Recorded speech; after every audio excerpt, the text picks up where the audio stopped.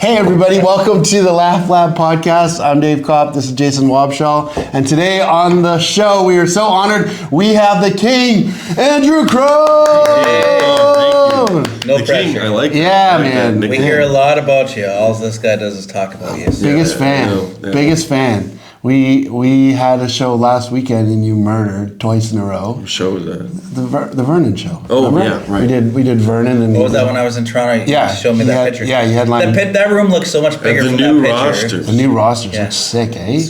Way better. 10 times, 100 times better than it was. It's got a big mirror on the side. It's got a curtain. It's got racquetball? It's got racquetball.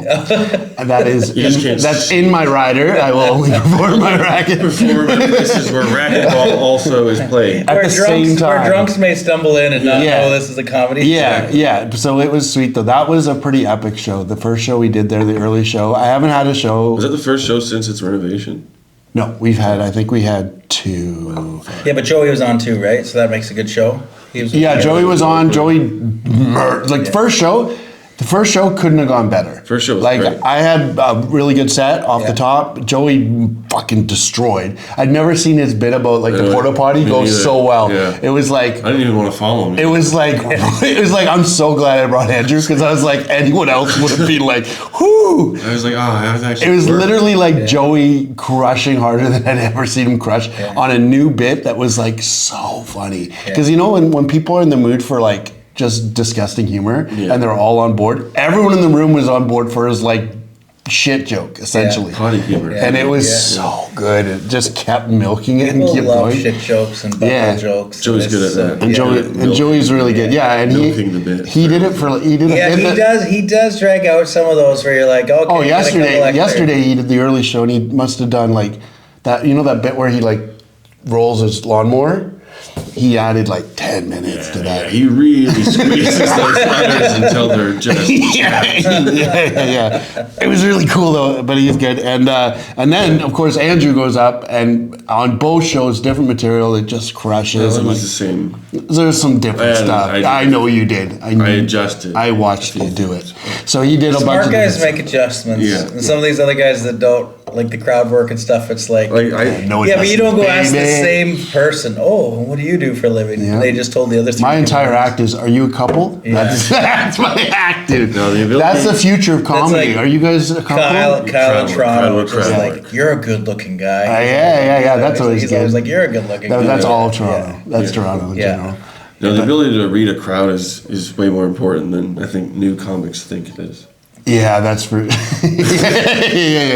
yeah. And a little bit of research. I always just like to ask them what the majority, like what it's for, like what charity it's for. Well, especially on a charity show. Like next Saturday, we're doing that show. They can say half the room sold out to tire guys or something. Mm-hmm. Yeah, so I've been like all week trying to build jokes around tire shops because I'm like, yesterday, if I can get these guys to vote yesterday I did my tire's done today. Yesterday we did a fundraiser for Happy Hooves. Okay, if we're doing a fundraiser for Happy Hooves, what animal would you write jokes about? Cow. Horses. Good answer, Andrew. So did I. Wrote a bunch of horse jokes, and then we got there and found out they rescue goats. Oh, see, I was going to say all these horse jokes like an idiot. So did you just change it? No, I'm like I wrote horse jokes. Hey, I was riding into town like goats. Yeah, it was like they don't even do horses at all. I'm from Creston. There's a lot of goat fuckers in Creston. Yeah, so they got lots of good ones. Yeah, that's racist. If they are who I think they are. No, they're it's not a racist. Okay. They're just all right. From Creston. I don't know. I've traveled. I've seen marry their sisters. Okay. You know, we're both like racist, but two different levels colliding. No, that's good. No, that's funny. So yeah, the horse jokes didn't work, and then I had this joke that I wrote about horses that has never ever worked, and I was like, you know what, this is a horse crowd, they're gonna get it. This is a horse crowd. I don't think I've ever looked at a crowd and they were for horses. It was for horses, right? So I told this joke, and I swear it's never worked. So if I tell it now, it won't work now either. But I said apparently there's. I just found out there's horse hooves in Jell-O. Guess I can stop eating regular old horse hooves. And it didn't work. I can't. Just a room full of people. And it's so funny because I just imagine the guy eating horseshoes. And then so it's like, you know, you can get that from Jell-O. And he's like, suck it up. What? Oh. I was eating horseshoes plain the whole time. I could have had Isn't that yes? That's so why it's so funny. Jiggly cherry flavor. Can you imagine the guy's like, what have I done with my life? Oh man, what an idiot! I hope he's not making that out of my sheep. Yeah, that's so funny to me. Literally 75 people in the room. No one liked it. You could have made that to be about goat hooves. No, because I like to keep it real. Oh, you like honesty. He forgot to change it. Yeah, I wasn't ready to. So how long you been doing this? Almost 13 years now. Yeah? Yeah. And your passion's still there that was there in the beginning? No. When you're having a good time on stage. Oh yeah, for sure. Yeah, that's different. It's the in between time. It's the in between. Yeah, that's normal though. Yeah. I think that's true of any job. If you ask anyone who has a job. Yeah, anyone who has a profession, you're like, hey, do you still like working here? They're really like, fuck. You know? Yeah. So yeah, but on stage you're happy and you're loving it and you're killing it. Yeah, for sure. Yeah. It's like the only place I am. Exactly. That's why you're I love it because you just forget about the real world when you're out there. Yeah. And It's hopefully just the that. crowd does too. Yeah. Yeah, sometimes not so much, but most of the time. He's done some cool stuff though. You've put out an album. Yep. You've like been a headliner for like 12 years. Yeah, well, that's the benefit of coming up with Kelowna. It was like, Dave's rode you hard. He rode hard. Right off. it was like right away. I'm like, oh, you're the headliner. Like Andrew was a headliner. Like what, 6 months You in? can do 45, right? Oh, fuck. Yeah, you were literally headlining 6 months in, I think, or probably within a year. Within a year, for sure. See, that's what I thought it was about. That's how I thought it was. And that's kind of what it is. I mean, honestly, like everyone does it at a different rate, and it's like, but I mean, if I look back and there are people who get pushed and they can listen to those recordings, they're probably all dog shit. Yeah, that's fine. But like, but some of this the stuff's point like- is, I put you as like the booker that books you 90% of the time. I kind of pushed you really hard, and you always like came up to the level that I pushed them to. So that was always awesome. Yeah. And like, you were like carrying the scene on your back for like a long time. Yeah, it was pretty, that's probably why I have such a bad back. My back is always sore. Yeah, no, it was fun though, and we did so many fun things. Like, remember when those like weird touring shows that we do, like when you go to Enderby and stay in a hotel? Remember when you had your weird camper van thing? Yeah. Retrofitted to be a bus. Yeah. And we used to drive to Kamloops, a normally 2.5 hour drive that would take 4 hours in that fucking piece of And we'd have to Just to pick save up money on the hotel or what? because we pick up everybody on the way. Yeah. And I took I bought this van, and it was like one of those vans that are kind of a camper, but they're kind of a van, but they were like made in the late 70s, so they're like a fiberglass spaceship. No seatbelt. So we pulled all the seats out, and I went to this like metalworking fab place downtown, and I had them like fab in some like basically pipes, so I could drop a futon into the pipe, so the futon wouldn't move around. So I had like a futon in the back. We'd pile everybody on and drive to Kamloops, and then we'd gas up on the res because the guy who ran the show was native, so we could get native gas to fill it. Yeah. And then so we could fill the tank. Comedians make tons of So money. we could fill the tank for like $80, but it was like today's money would have been like $250. Yeah. And then at a regular place, and then we go perform at like literally. I never thought of it this way, dude. It was a teepee. That's. It was a bar. It was a teepee. Nothing but regulars who didn't want. Yeah, they didn't want to come. They didn't want to come at all. And there's this one night that's like, so it was like this guy that would run it. His dad owned it, and he would rip his dad off because he would charge his dad so much for it, and he'd pocket half the money. Are you talking about Curtis? No, the other kid.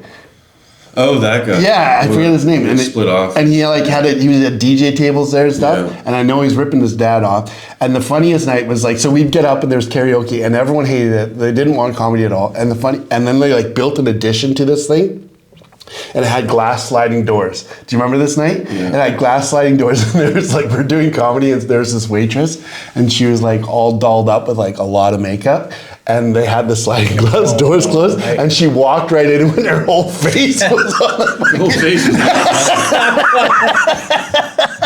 It was literally like a president of an entire face. It was I'll never so forget when funny. we stopped through on, I think we were driving up to Fort St. John. We stopped to get gas from your guy. Yeah. And we stopped in Kamloops, and he had us meet him at an A&W. Yeah. And we parked beside him. He's getting out of the car with a big tub of frozen hash browns. And I'll never forget this. He goes, "Oh, didn't I ever tell you that I deliver hash browns to A&W?" I was like, why would that ever have come up?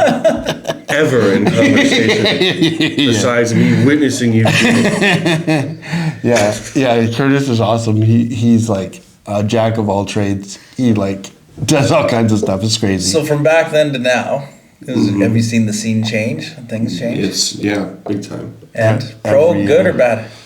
For the better, I would say. Yeah. Yeah. When I first started, I mean, I don't think even...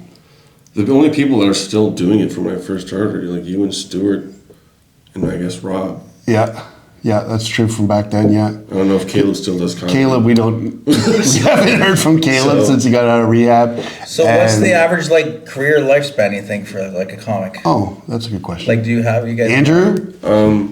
Like you see these guys come and go, and you just Well, still there? the average would be less than If Andrew you- because if on an average. If you make it past a year, you'll probably make it to 10 years.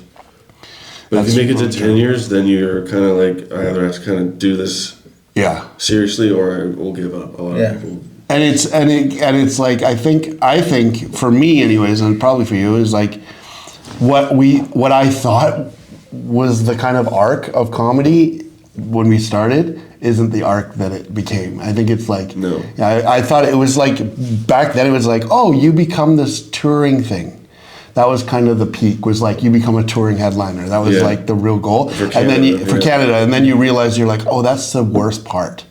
And it was like, he put out an album and like that was a cool That thing was that always came. my- What year was that? I was 2023 because when I started in 2013. Yeah. And my goal was always when I'm 10 years in, I want to put out. Yeah, put out a good You album. generate /special. revenue from it It gets played on. Well, it's 4 tracks get played on Sirius, so I get money every time they play. every month. So they just kind of send from you your that, check. and it's in So that's the rotation. goal, to get that, and then to get. A lot of people don't know, and they ask me all the time. Yeah. Like, oh, But then you I must hit- be getting paid a shit ton, and it's like I hit that goal though, so then after that I was kind of like, oh well, shit.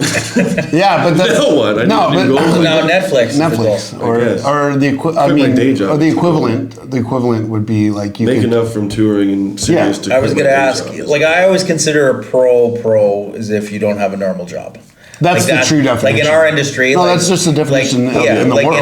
in our sports car, like there's all these guys that sell in the basement and at night and at shows or whatever. It's like if that's all you do Yeah. and you've quit, like that's you're a professional in there. Yeah. And like I see that with the comics where a lot of guys are like, they're like, oh, I'm a pro, but it's like, oh, I got to go do this or that. Yeah, So, I think so it's hard to make comedy 100%. Well, the other thing that I think comics don't talk about enough, and I think is a major factor for Canadian comedy, is how fucked the country is. Yeah. That makes it like because if you go like, if you look at like the cost of living from the time you started to the cost of living now, and you factor that in, you could have gone pro way faster, right? Yeah. Because like your rent has doubled since that point, right? So like all that's a real cost, and you just go like, oh, I could be if I made, in their heads they go like, if someone was like frugal and single and a great comic and you made $3,000 a month, you could do it.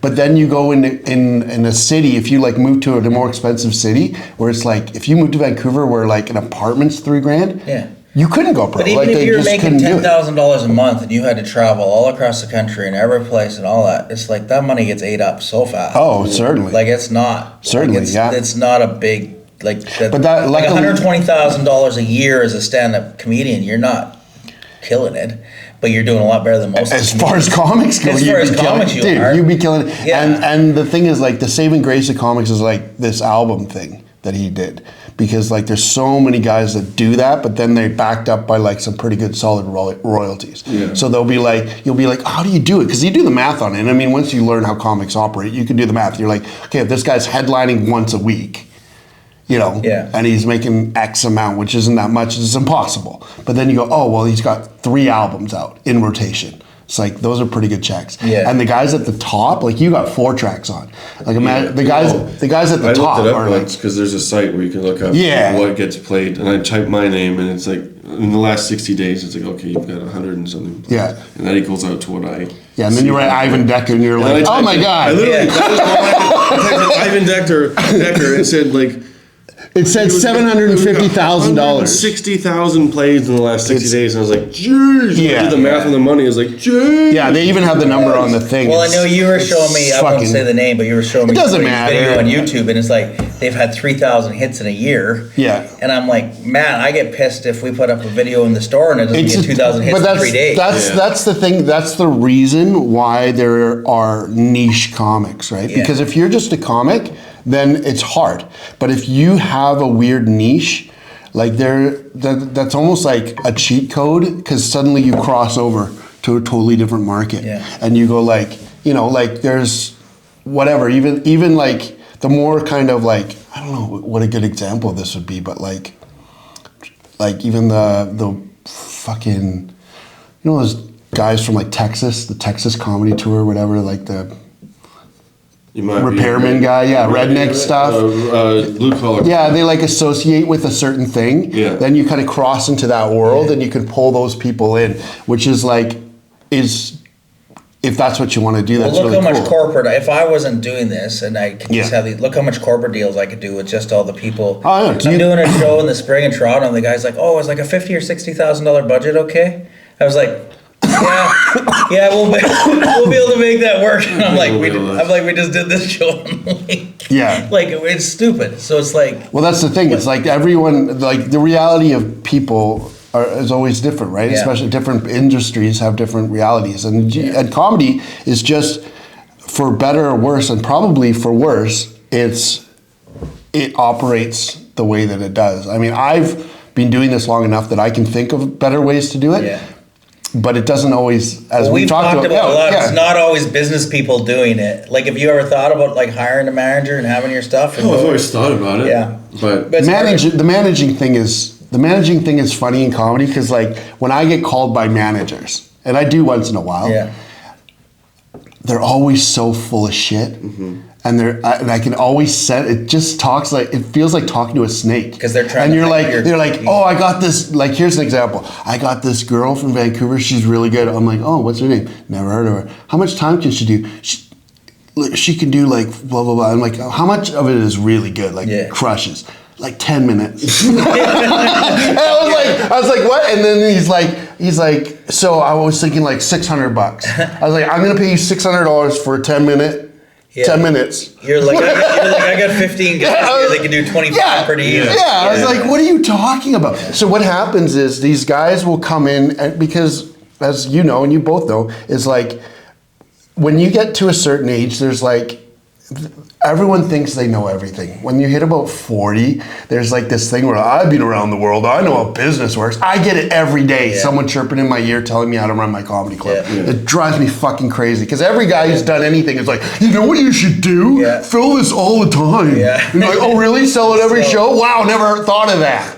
And it's like, so it's people like that where they're always me. You should just send this all to auction. I'm like, then what will I have for inventory? And it drives me fucking crazy. But they'll tell you that this is the way you should do it, and it doesn't work. It doesn't work like that. I always pick your brain, and every once in a while we get a good idea. Yeah. I actually have you guys. If you were doing a show, and I'm not going to put it on you, and it's just me, and it's just probably throwing money away. But I think when I start coming to your shows, whether I'm doing 7 minutes, 25 minutes, or whatever, I'm going to have a random topic that I'm going to write down on your on the list. You know how you have your lineup. Yeah. And if you tell a joke involving that, then it's like a $10 bounty. Oh, that's fun. So it's just like, I just more thinking on the spot. If all of a sudden you get up and you tell, we used to do that. Yeah, I used to have this bit where I go like, suggestions from the audience, and then I'd pull out a suggestion, I'd read it, and be like, quick comedy, okay. That's it. Well, I don't want to like wrecking anybody's set or whatever. But if you can casually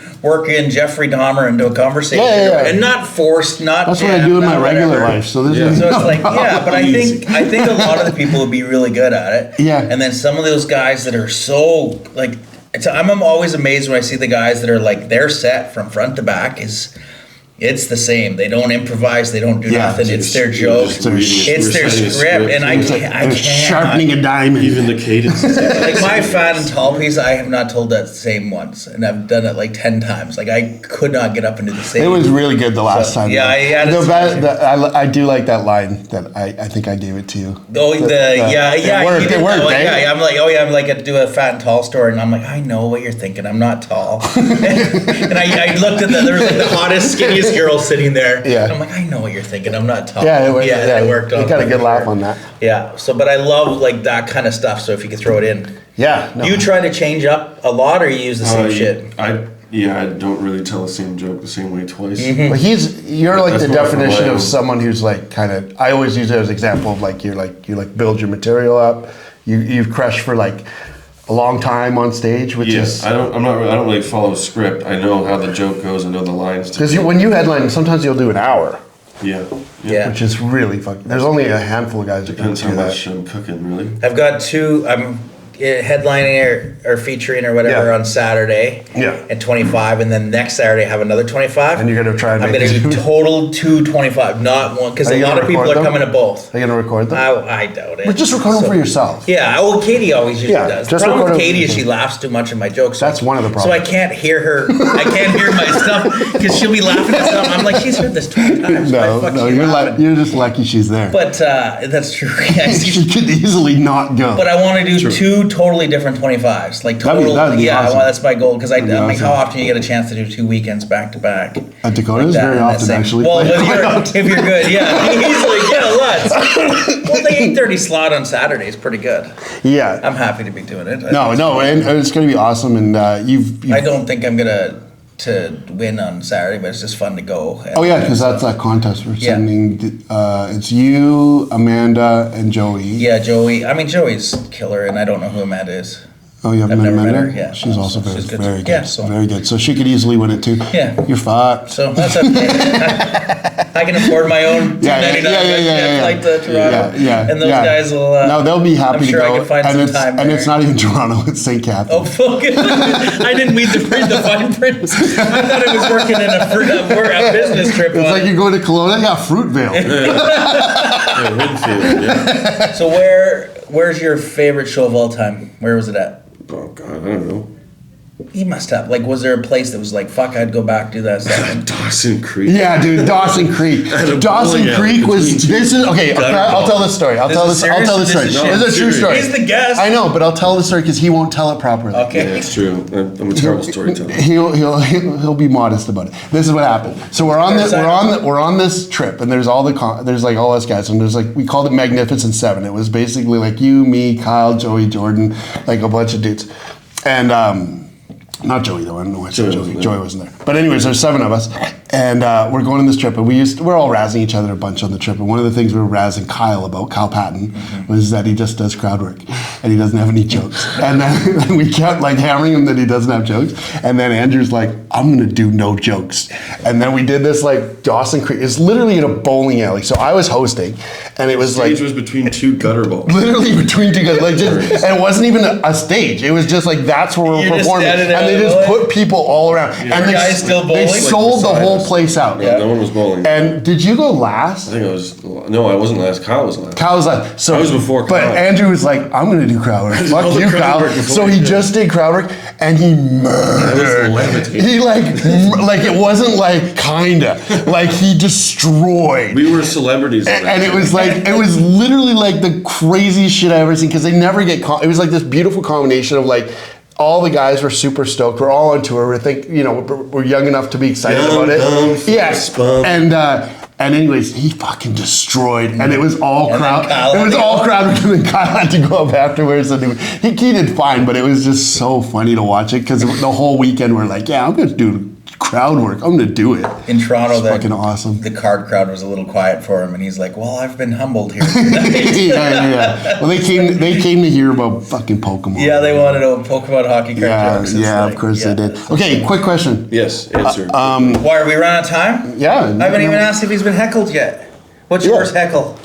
I don't remember that. You don't remember that either? Yeah. Just that bad? You're just like... 13 years, man. They all blend together. Yeah, who gives a fuck? Okay. Have you heard about this book? I have heard about this book. I've read it, and I actually... I've only read it once, and That's he the lived. third person to read it. He lived. And so I went, well, this book is bullshit. I died like never reading this 45 times. I just put a variety. And I got the one where I you put a live. couple where I live. Okay, so here's the question. If you, and this will be good because he knows me probably better than any of the other comics. If you were going to kill me, how would you do it? I would use a chainsaw to cut off your head, and then I would take the head, and I would start having sex with the neck hole. With the neck hole? With the neck hole. Wouldn't that be, like flipped upside down? kind Yeah, of so thing at that, the and end? then my penis comes out of his mouth. That's so crazy because he's been saying the same thing to me for the last 13 years. He's like, ever since I I'm gonna throw fuck you, dude.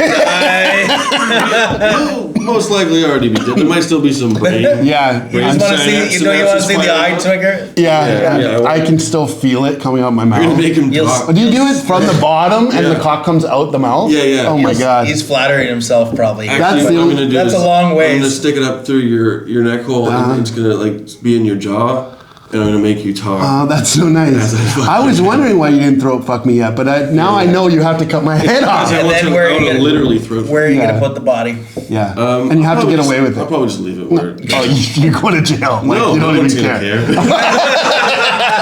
The cops find you, they're like, nah. Oh, look, he must have killed himself. This is clearly a You suicide. just sneak up on him with a chainsaw? I'll leave the chainsaw in his hands, and then the cops will. If anyone cares enough to call the cops, They won't. They'll be like, oh, he must have cut his own His head trailer off. By cops, I mean his parents. His trailer is just out of the By front. cops, I mean Dave's parents. They're gonna show up. They're gonna see him with the chainsaw in his bloody cummy head sitting there, Yeah. and I'm gonna put his head on his dick as well. Oh, Yeah. there you go. So that they're gonna go, oh, this is clearly a masturbation-based suicide. Yeah. And your hair will still look the Yeah, same. yeah, they'll be like, oh, just like when he was 14. No, he keeps doing this. Grab his head, honey. Let's get him to the That's doctor. a good answer. Okay, well, I'm glad I asked because that felt really nice. There you go. Any big shows coming up? Anything? When does this come out? Tomorrow. Oh, okay. Well, no.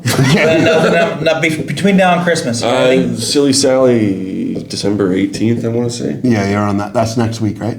No, 20. Is it next week? It's And you have like December 18th. you have like an totally. Instagram, Facebook page. Yeah, Andrew Crone comedy on both. Okay, there you go. Check it out. Check him out. Kelowna's most famous comedian. We'll see you next time. And how are we supposed to do this? Bye. I don't know what we're supposed to do.